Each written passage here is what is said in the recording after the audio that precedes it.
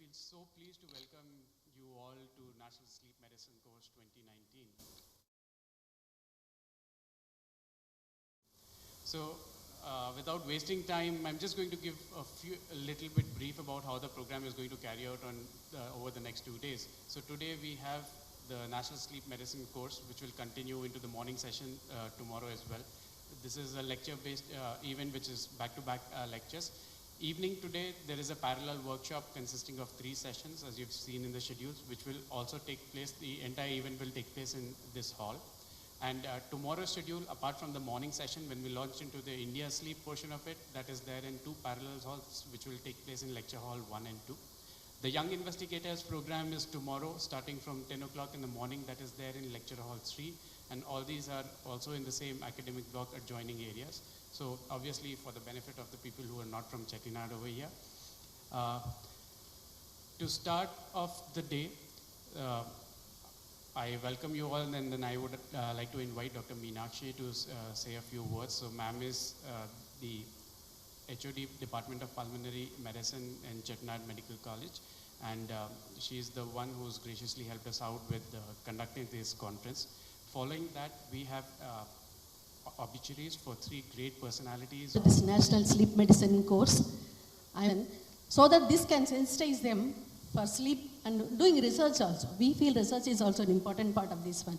So we have invited all of them. So maybe few decades ago, sleep was nowhere. We didn't know what is sleep, what is the physiology of sleep. Then because of the efforts of various trials and various efforts from all scientists, sleep has percolated not from pulmonologists and specialists to physiologists, neurologists, anesthetists. Everybody is now involved in sleep study. So I once again welcome all of you. Without wasting time, I think we'll go to the session. I hand it over to Apar.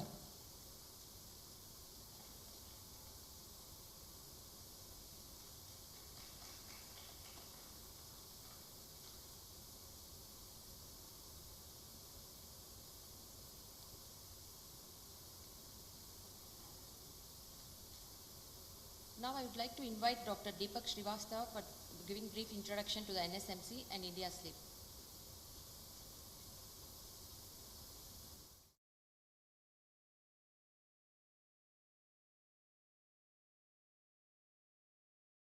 Launch into the obituaries first. I invite Dr. Tripadeep Singh. Tripat. So I invite Dr. Tripadeep Singh to please say a few words about Dr. Vijayan.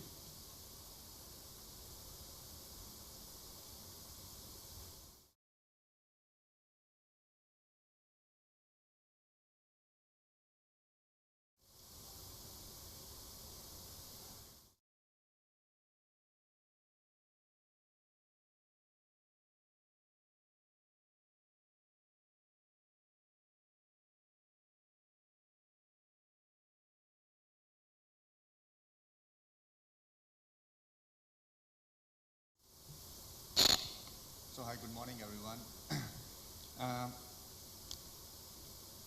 I'm here to say a few words about Dr. V.K. Vijayan, who left us this year. He was my teacher. I learned sleep medicine from him. And before I say his academic accomplishments, what I want to say is he was a wonderful person, wonderful teacher who encouraged students like anything. And as a human being, he taught me a lot of things, and his loss means a great loss in my personal life. Now, Dr. V.K. Vijayan was executive member of ISSR, and he was the founding chairman of Indian Board of Sleep Medicine. Dr. V.K. Vijayan was the advisor to the Director General ICMR and was the former director of the Vallabhbhai Patel Chest Institute, Delhi. And I have seen this institute get transformed under him.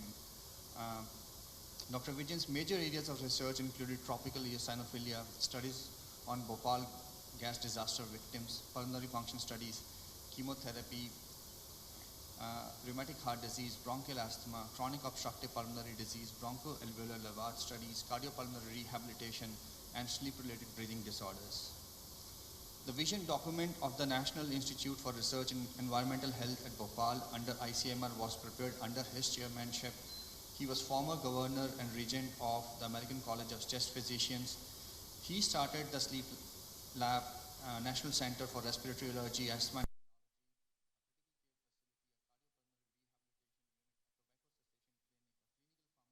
unit, and yoga therapy at Vallabhbhai Patel Chest Institute. And all these, I was lucky enough myself being developed under his great vision, and we could see how it transformed the patient care, how it transformed the education of the students.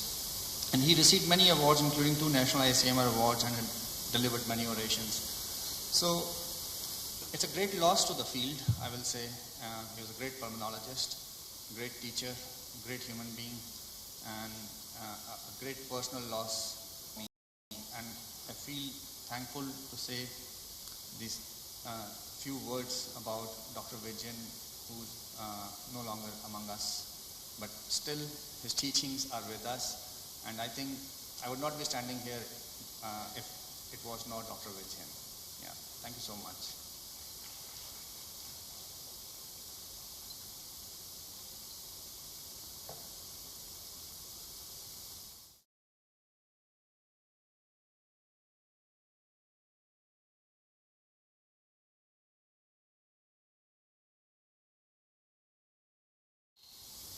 After Kripa's tribute to Dr.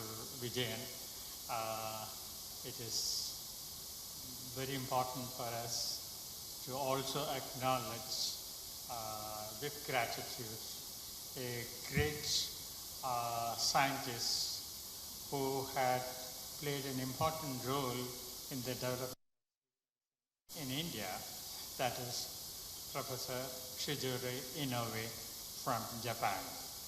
He played a major role in the formation of Indian Society for Sleep Research. He was a founder of Asian Sleep Research Society. He represented Asia and Japan in the World Federation also. And he had made tremendous contribution towards the sleep medicine by his research on substances which are important for induction of sleep, which he called as humoral theory of sleep regulation. So he passed away last year, and we are extremely grateful to him for introducing this specialty in India and encouraging us for developing this specialty in this part of the world.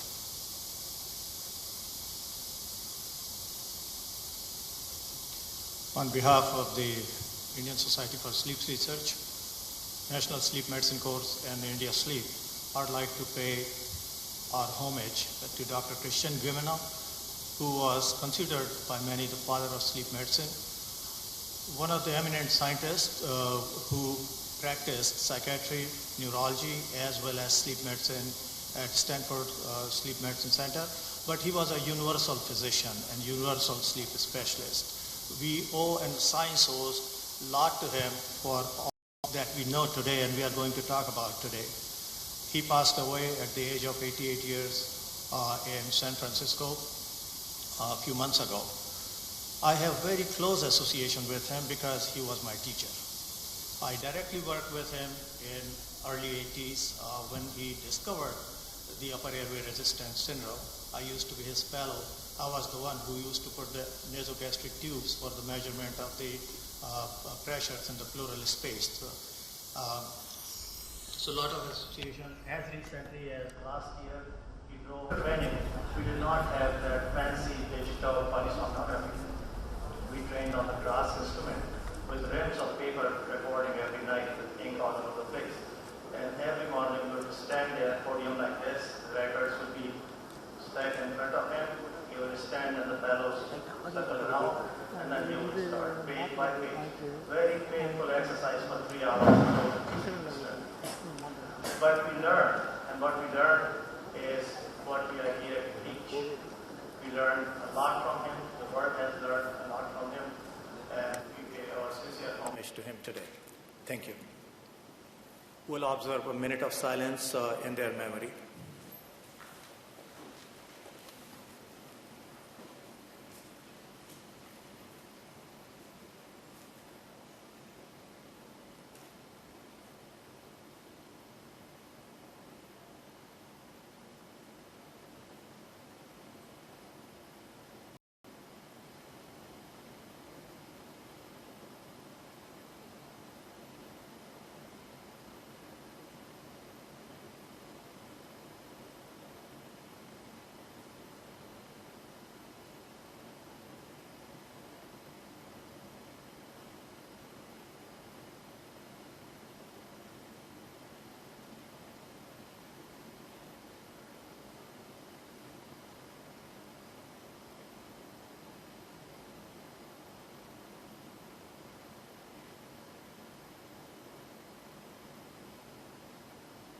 Thank you so much.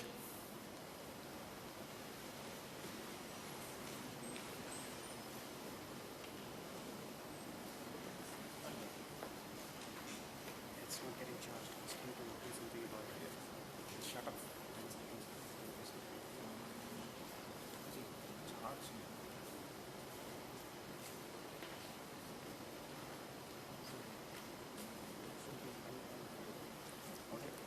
Charge.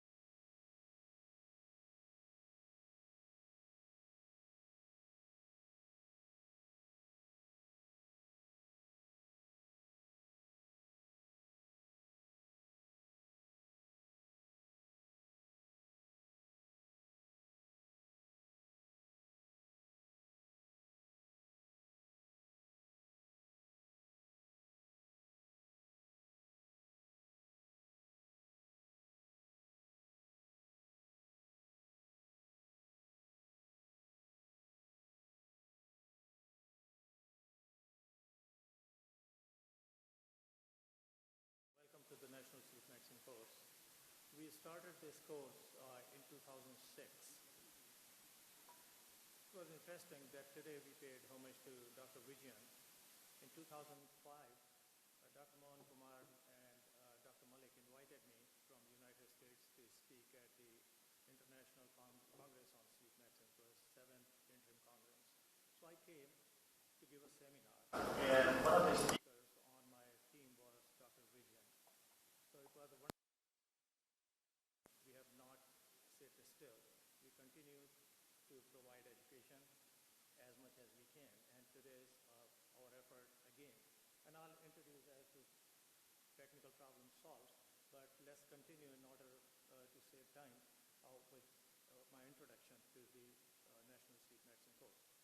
Why do people go to the meetings? Majority of the meetings you go and to gain knowledge. Well, in my opinion, gaining knowledge through a meeting is not the best use of your time. Because now in the days of internet, old-fashioned classrooms are gone. You can learn a lot from the media, sitting in your home, sitting in your dormitory and hostel room. You don't have to sit in a conference. So knowledge can be gained from a variety of sources. Then what's the relevance of the meeting and the conference? The relevance of the meeting and the conference then in that context is the interpretation.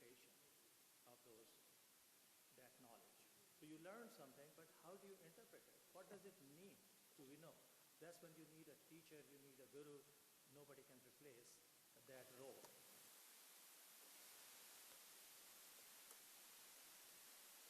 Here, the same material over and over. And you will agree with that material, but you are not learning anything new. You just validate. You feel good after that conference. The reason you feel good after that conference is that you know, okay, well, you got it. Because we know that, oh wow, okay, I'm very knowledgeable. And everybody, all the speakers validated my knowledge. That's perfectly fine. But can you interpret it? Once you begin to learn how to interpret, and this is the key message that I want to give to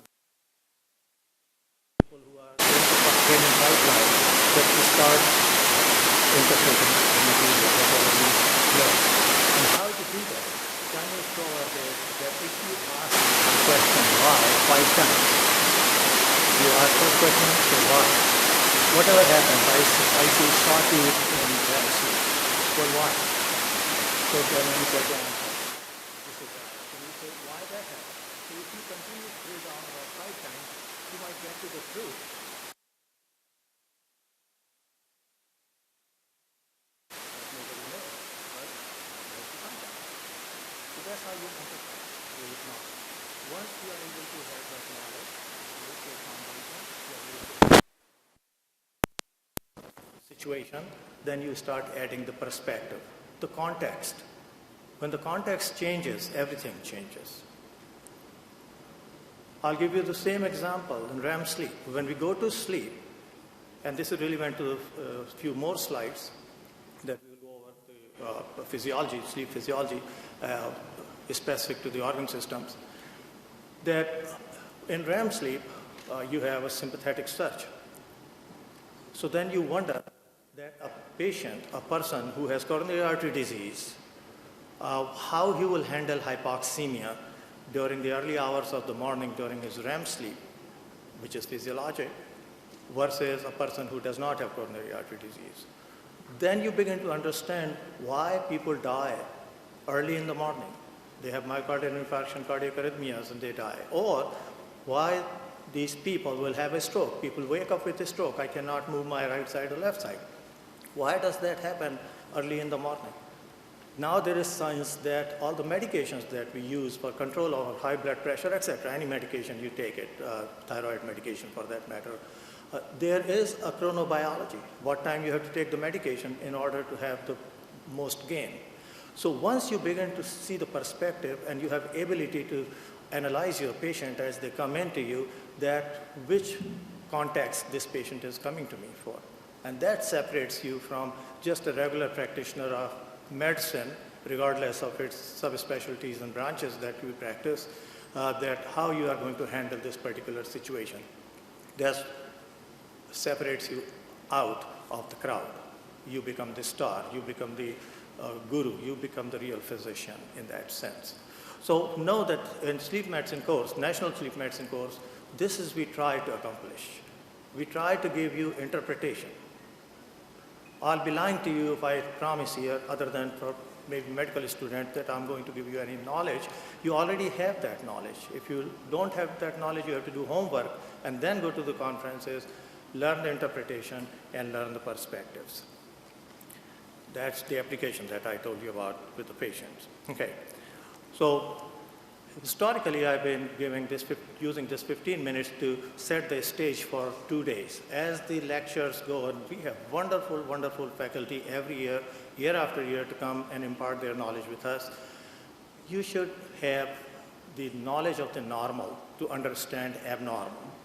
So this is just the beginning of the conference, and if you don't understand the difference between the daytime and the nighttime, or more specifically, the difference between the wakefulness and sleep, will never understand sleep physiology. As a matter of fact, we will not understand human physiology in 24-hour cycle.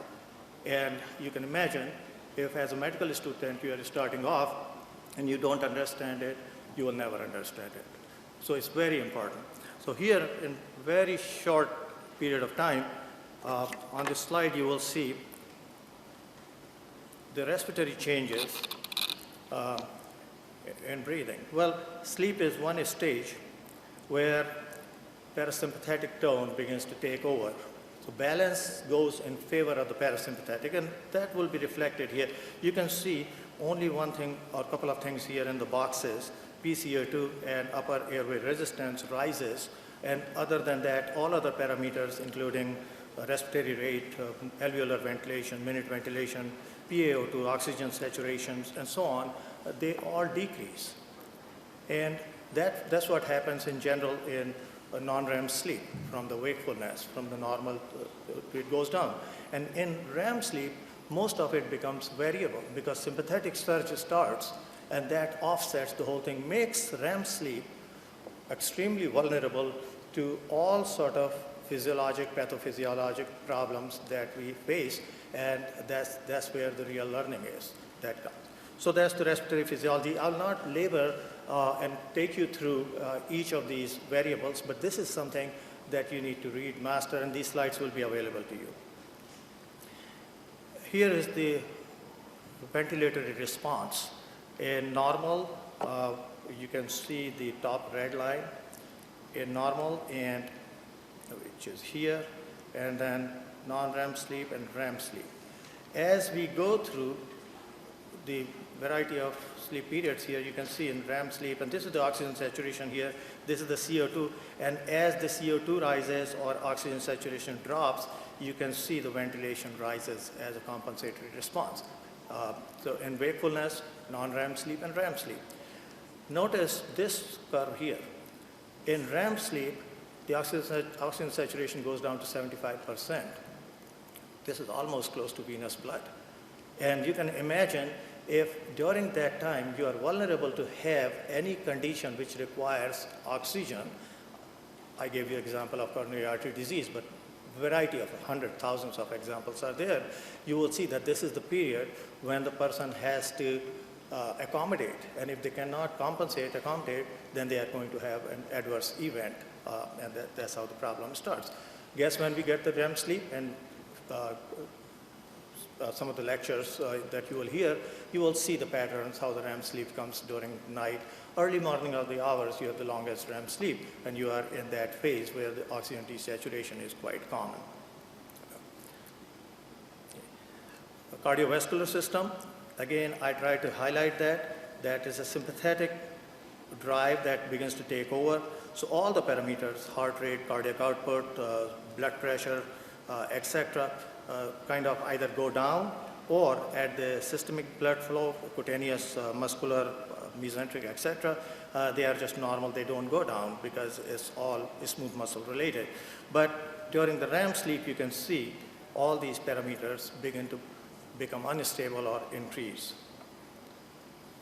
Gastrointestinal system must rest during the night. You can see if this was not the response during the night, will be incontinent of stool during the night because you will not be able to control your defecation or those reflexes. So that's very, very important. Rest of it is, you can see again, during the sleep, all the parameters, including the swallowing, saliva flow, esophageal acid clearance, etc., decrease, and they are circadian based.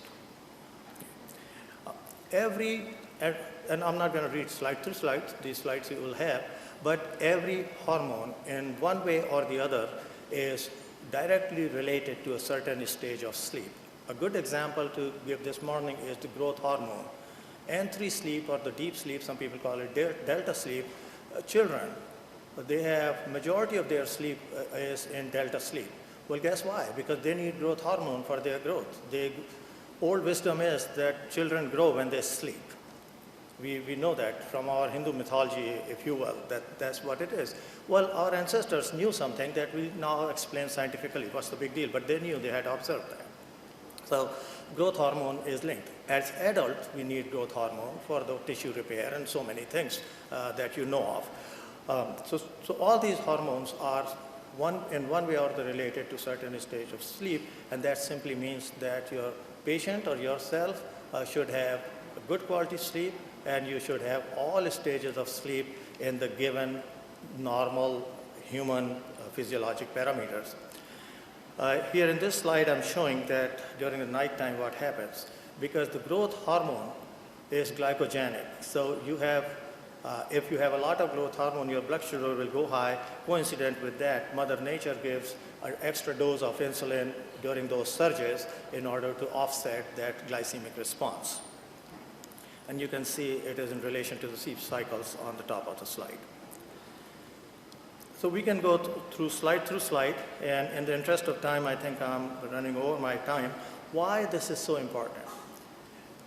Because we really have to understand it so that we can develop and validate accurate diagnostic tools. So as the diseases come to us, at the bench level, we are going to design the studies and study, and then go through the translational science that later today or tomorrow we'll talk about a little more, then how to apply that knowledge to the bedside, how to go from the bench to the bedside. Of course, the pharmaceutical industry is there to assist us with the bench findings so that we can provide those medications, those resources to the patients.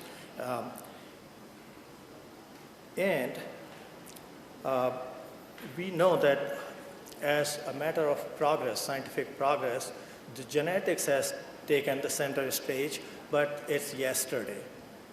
The proteomics used to be today, and that is also moving behind, and new sciences coming, where we will talk about tomorrow a little more. So proteomics refers to the large-scale protein characterization in relation to biologic processes. So we understand what does that complex sentence mean to a medical student. Anything that happens in the body, me standing here, you sitting there, listening to me, cells are working, and messenger RNA is constantly producing the proteins, which will come out into the cytoplasm, and once signal is given, they will go to a target organ and make me think, make me deliver a lecture, or make you concentrate and understand that concepts that are coming out of that lecture. That happens. So every action or secretion of the growth hormone or insulin causing the blood sugar to be controlled, they are all based on this protein formation. So whatever the application will be. So physiology clarifies new and relevant priorities for basic and clinical research, public health investigations, and public policy making, because nothing happens if we do not have, as an organization, political advocacy, because we do not change. The rules have to be changed that are changed by the governments and the politicians. So every organization has a political advocacy division where the leaders sit down and say what is good for the humans and how we can make a policy, and then go to the lawmakers. With that, I would like to close the introduction to sleep medicine. Thank you so much.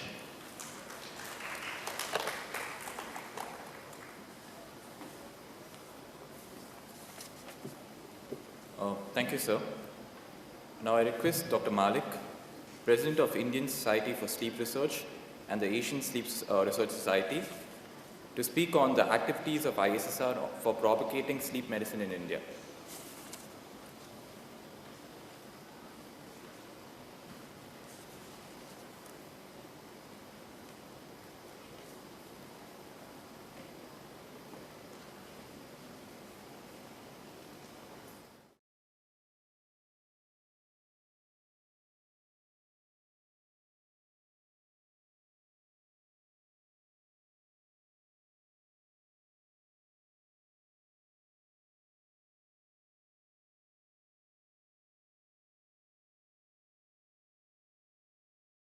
An important day in Chennai. We are looking forward to this event since long, and OPAR has taken this responsibility to organize India Sleep and National Sleep Medicine course in Chettinad Health City.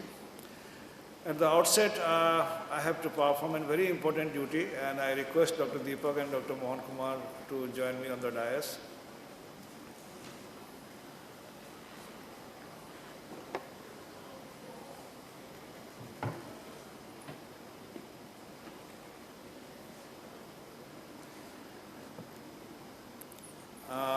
The Indian Society for Sleep Research gratefully acknowledges Dr. Apar Jindal for the leadership and contribution in organizing India Sleep and National Sleep Medicine Course 2019 at Chettinad Health City, Chennai. I request Dr. Mohan Kumar and Dr. Deepak.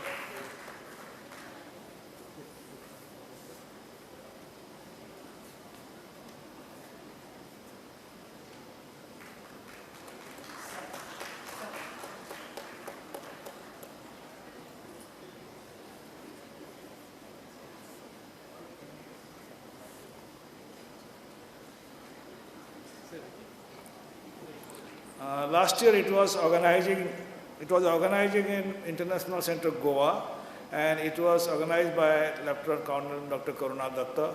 I request her to come to the dais.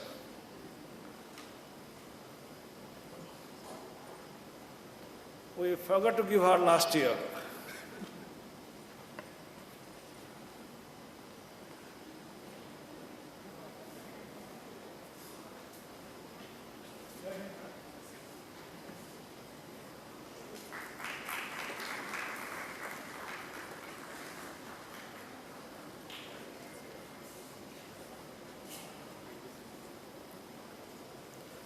The Indian Society for Sleep Research was established in 1992 on September 10th. Since then, we are involved in promotion of sleep science and sleep medicine in India and globally. We have been organizing different academic events. Earlier, we used to organize conferences every 3 years. To start with, we had the first International Congress on Sleep Wakefulness in India in 1992. Then subsequently, we organized in 2005 the Interim Congress of World Sleep Society. So nowadays, since 2006, we are organizing this National Sleep Medicine course with the leadership of Dr. Deepak. And this is the 13th year. We do it religiously. And along with, we are organizing India Sleep. We celebrated Silver Jubilee in 2017. And we had a recent module which APAR has started, India Sleep and National Sleep Medicine course. And there are, demand that National Sleep Medicine course should be separate and India Sleep should be separate. We have tried all the methods. So this is one module where you can have India Sleep and National Sleep Medicine course together. And another module is per se standalone National Sleep Medicine course. We are also organizing a sleep technology workshop every year.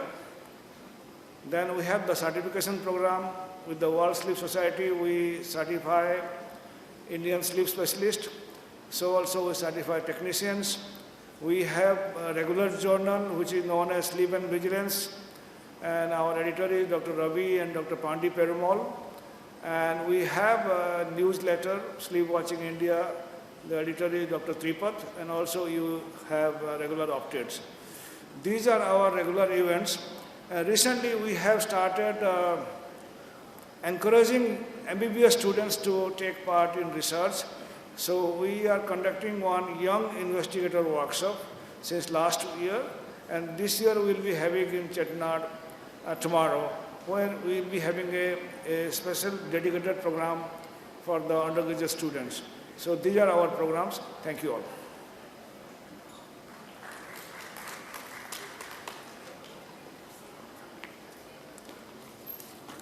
Thank you, sir.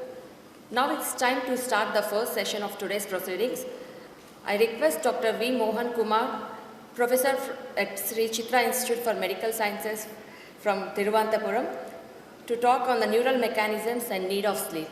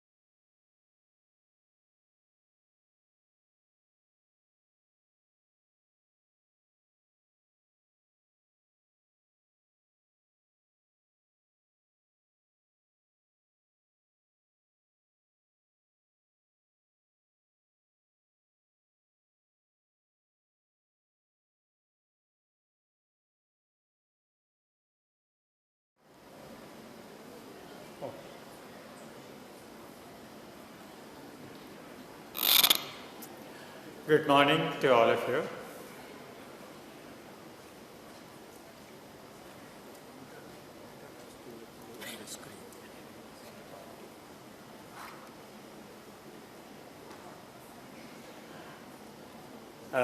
Today, the topic assigned to me is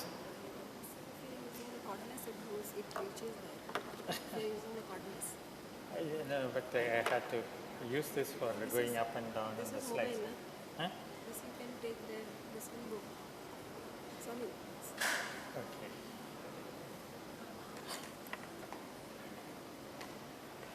Okay. As introduced, I am V. Mohan Kumar. I was also asked to introduce myself by Dr. Abha. So I was the former professor and head of the Department of Physiology at All India Institute of Medical Sciences. And after retiring from All India Institute in 2006, I joined. I was fortunate to be designated as Emeritus Scientist by Indian Council of Medical Research and Council for Scientific and Industrial Research. And I utilized that opportunity to be attached to the Sri Chitra Tirunal Institute of Medical Science and Technology, Trivandrum. When you talk about neural mechanism of sleep and sleep regulation, you come across several contributions by several eminent scientists. In fact, major thrust in this area started after 1953, after the discovery of REM sleep. And not that there is not much of ignorance before that about neural control of sleep, but the major thrust in the research came after 1953. And a lot of contributions take place, and it was very, very eminently written in a review article by none other than Marusi. Marusi and Magoon were legends in the field of neuroscience. They have contributed tremendously to the understanding of nervous system, especially his contribution to the ascending reticular activating system is well known. And he has written a review article about 150 plus pages. If anybody gets an opportunity to read it, you will enjoy it. After that, there are several review articles written by various people, and in a way, each one has given emphasis to that area of his research side.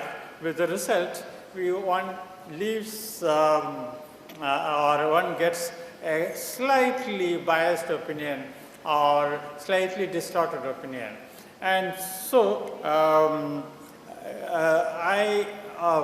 for myself, I found one review article written by McCarley's group, which came up after nearly about 30-40 years, is another very good review article where you get a good comprehensive knowledge of sleep regulation.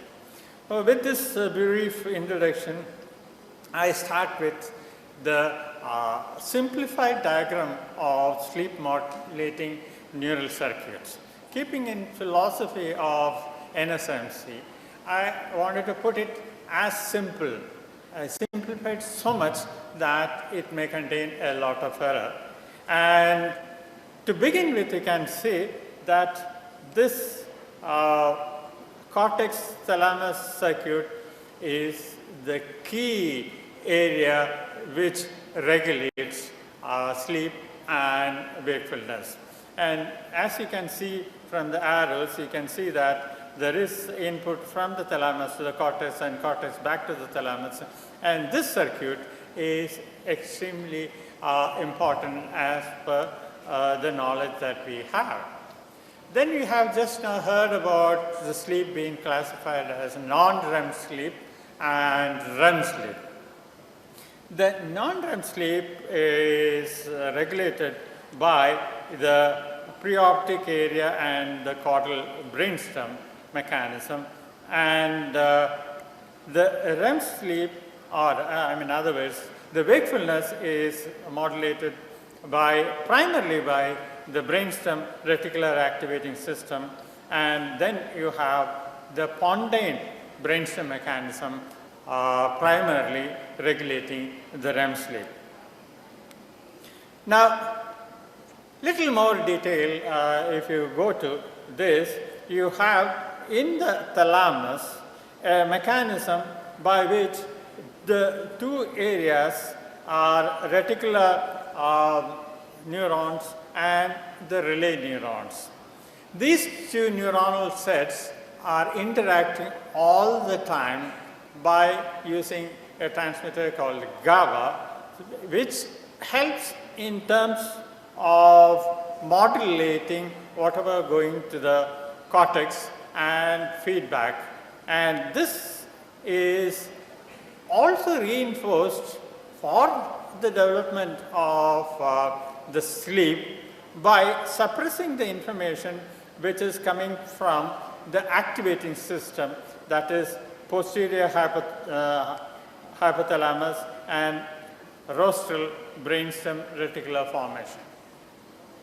And then you have the mechanisms facilitating the non-REM sleep coming from the areas like preoptic basal forebrain, which is giving input to the thalamus, and also it is giving input through the mechanism back into the activating system to suppress it. And then you have, in addition, the caudal brainstem reticular formation, which is further helping in the formation of the non-REM sleep. Then you come to the REM sleep. There are primarily two mechanisms, two sets of cells in the brainstem, which can be called as REM off cells and REM on cells, or a set of neural mechanisms which are situated in nucleus reticularis pons oralis, and the